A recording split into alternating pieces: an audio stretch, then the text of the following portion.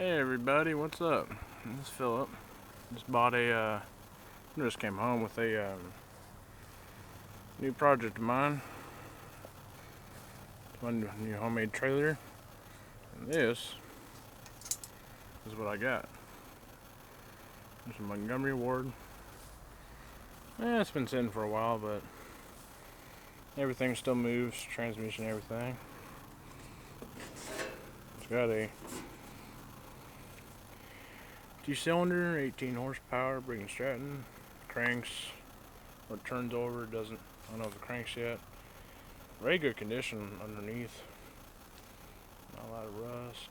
Just have to replace the seat, but I got the I'm ready for that. Transmission, everything. Steering stiff.